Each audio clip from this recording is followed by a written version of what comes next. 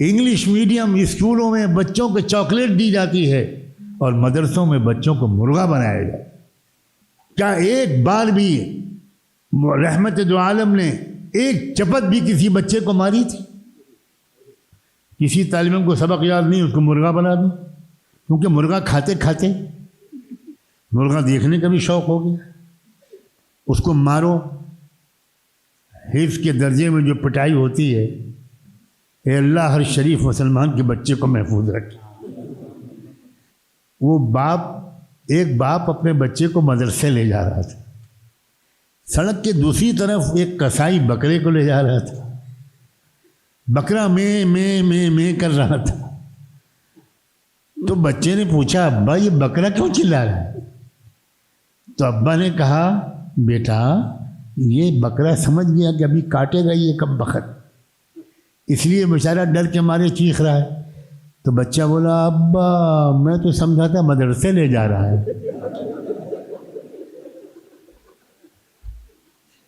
اس طرح بچوں کی تعلیم ہوتی. اسی لیے ہر حفظ کرنے والا لڑکا یہ طے کرتا ہے کہ ٹھیک ہے میں بھی بنوں گا حافظ، میں بھی استاد بنوں گا، میں بھی خوب ماروں گا. اب استاد کو تو مارے گا نہیں، معصوم بچوں کو مارے گا، ان سے بدلہ لے گا.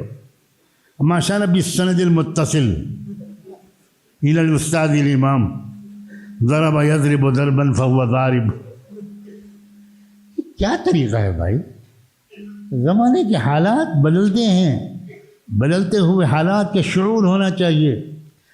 انگلش میڈیم اسکولوں میں بچوں کو چاکلیٹ دی جاتی ہے اور مدرسوں میں بچوں کو مرغا بنایا جائے.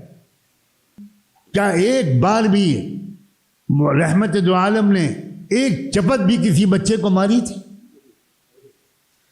سجدے میں گر گئے حضور تو حضرت شیمہ وہ بہن یا ایک اور لڑکی کوئی بچی وہ آپ کے کندھے پہ آ کے سوار ہو گئی. لمبا سجدہ حضور نے کیا، اس وقت تک سجدے سے سر نہیں اٹھایا جب تک کہ وہ بچی خود اتر نہیں گئی. خطبہ دے رہے ہیں حضور منبر پر کھڑے ہوئے. دونوں نواسے جگر گوشہ رسول سیدنا حسن اور سیدنا حسین دونوں نکلے.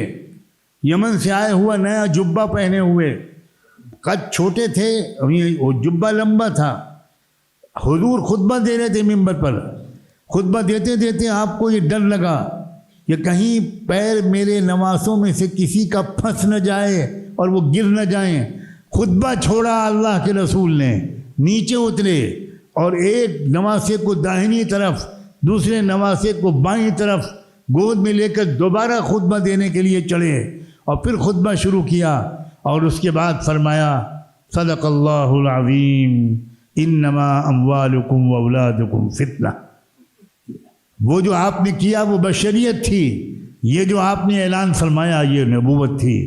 اور رسول اللہ کی زندگی میں بشریت و نبوت ساتھ ساتھ چلی ہے. نہ ایک لمحے کے لیے بشریت جدا ہوئی، نہ ایک لمحے کے لیے نبوت جدا ہو. علماء اگر نبیوں کے میراث ہیں تو آپ کو ایک شفیق ترین باپ ہونا چاہیے. آپ کے بچے فخر سے کہیں دنیا میں کسی بچے کو ایسا باپ نہیں ملا جیسا باپ مجھے ملا. آپ کی بیویاں کہیں دنیا کی کسی عورت کو ایسا شوہر نہیں ملا جیسا مجھے ملا ہے. آج تو کسی لڑکی کے پاس مولوی کا پیغام جاتا ہے تو لڑکی گھبرا جاتی ہے کہ خدا خیر کرے. ایک بوڑھی عورت تھی، اس کو اس کے شوہر نے طلاق دی. طلاق طلاق طلاق طلاق طلاق، ماشاءاللہ سینچری مارتے ہیں سچن ٹینڈولکر کی طرح. اچھا، اور ایک اور بات ہے، طلاق دینے کے بعد آپ ہی کے پاس آتے ہیں، اس سے میں طلاق دے دی تھی، کوئی شکل کیجیے، پرسوں سے چائے نہیں ملی، اس لیے کچھ کیجیے. کوئی طلاق غصے میں آ گئی تھی، بالکل کچھ کیجیے. مولانا مفتی صاحب ہم تو آپ کے مدرسے کو چندہ بھی دیتے ہیں، کوئی فتویٰ دے دیجیے نا، کچھ رعایت کیجیے. یعنی مفتی صاحب آپ جہنم میں جائیے، مجھے میری بیوی واپس دلا دی. تو ایک صاحب نے بڑے غصے میں طلاق طلاق طلاق کہا. تو لوگوں نے بیوی سے کہا کہ طلاق دے دی تم کو، کہنے لگے تو 25 سال سے دے رہا ہے، میں لوں تب تو میں لیتی ہی نہیں. وفوق كل ذي علم علیم. امت کو تربیت دیجیے، امت کو قریب کیجیے، ملاقات کا ایک وقت خاص کیجیے، وقت کی پابندی کیجیے، نوجوانوں کو بلائیے. جو ہمارے دانشور حضرات ہیں ان میں بھی بڑی خوبیاں ہیں. اور میں جاتے جاتے یہ بات کہنا چاہتا ہوں کہ وہ لوگ جو بہت سے دنیا کے ملکوں میں رہتے ہیں وہ آپ کے ملک سے اچھی امیدیں رکھتے ہیں. اس موقع کو ہاتھ سے مت جانے دیجیے. بہت خوبیاں ہیں آپ کے اندر، محبت ہے، تواضع ہے. ذرا سمجھداری میں اضافہ ہو جائے. سمجھداری میں اضافہ سمجھداروں کی صحبت کے بغیر نہیں ہوتا.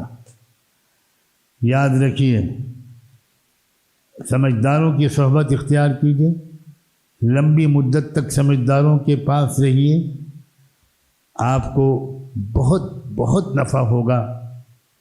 ایسی تربیت لینا ضروری ہے جس تربیت سے ہماری عقل میں بھی اضافہ ہو، ہمارے ایمان اور تقوی کے ساتھ. یاد رکھیے، رسول اللہ کی تربیت میں یہ بہت بڑا عنصر تھا کہ آپ نے اپنے صحابہ اور صحابیات کو سمجھدار بنایا تھا. اس لائن کے بھی بہت سے واقعات یاد آ رہے ہیں، لیکن میں جو ارادہ تھا اس سے زیادہ بول چکا. مزید کی ہمت نہیں ہے، صحت بہت کمزور ہے. آپ سب کی دعاؤں کا محتاج و طالب ہوں. اللہ تعالیٰ آپ کے رتبے بلند فرمائے. آپ کے یہاں ایک اتحاد بین المسلمین کا ایک منظر دیکھنے کو ملے، ایک منظر دیکھنے کو ملے. امت کے مختلف مسالک میں مختلف رنگ ہیں. ان رنگوں سے، ان پھولوں سے ملا کر ایک گلدستہ بنا دیں. اس بات کی کوشش مت کیجیے کہ سب لوگ آپ کی کاربن کاپی بنیں، اس کی کوشش مت کیجیے. الحمدللہ کہ مجھے یہ دیکھ کر بھی یہاں خوشی ہوئی کہ دوسرے اکابر کے علاوہ، دوسرے اداروں کے علاوہ آپ کے ملک میں حضرت مولانا ابوالحسن علی ندوی رحمۃ اللہ علیہ اور دارالعلوم ندوۃ العلماء کا بھی خوب تذکرہ ہے. یہ دیکھ کر بہت خوشی ہوئی. دارالعلوم ندوۃ العلماء بلکہ انجمن ندوۃ العلماء بنی ہی تھی، اس لیے اس کے دو مقاصد تھے: امت کے مختلف جماعتوں، مسلکوں، سب کو اکٹھا کرنا، سب کو جوڑنا، اور دوسرا ہمارے مدارس کے نصاب و نظام تعلیم میں ایسی تبدیلی لانا جس تبدیلی کو زمانے کی تبدیلی ضروری قرار دے رہی ہے. میں یہ محسوس کر رہا ہوں، اللہ کا شکر ہے کہ یہ فکر آپ کے یہاں عام ہو رہی ہے. اگر سلیقے کے ساتھ ان دونوں چیزوں کو پیش کیا جائے تو کسی کو بھی اس کے قبول کرنے میں تردد نہیں ہوگا.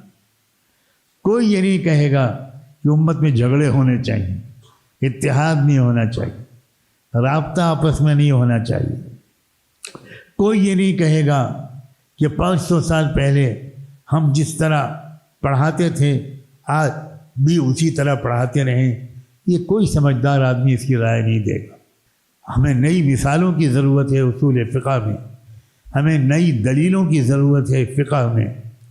نئے نئے مسائل آ گئے، بینکنگ کا مسائل آ گئے، انشورنس کا مسئلہ آ گیا، کرنسی کے تبادلے کا مسئلہ آ گیا، کرنسی پر زکوٰۃ کا مسئلہ آ گیا، وغیرہ وغیرہ. بہت سے نئے مسائل آ گئے. ان میں جدید علوم سے واقفیت بھی ضروری ہے، جدید معاشیات کا علم بھی ضروری ہے، قدیم فقہ کا علم بھی ضروری ہے. اور الحمدللہ آپ میں بڑی تعداد میں ایسے باشعور علماء ہیں جو الحمدللہ ان جدید تقاضوں کو سمجھ رہے ہیں اور ان کے مطابق اصلاح و ترمیم اور تجدید و تنوع کی کوششیں کر رہے ہیں. اللہ تعالیٰ ان کی کوششوں کو کامیاب فرمائے. آپ سب کو عزتوں کا بلند مقام عطا فرمائے. ہم سب کو اللہ تعالیٰ اپنی معرفت، اپنی محبت، اپنا قرب اور اپنی رضا عطا فرمائے. وآخر دعوانا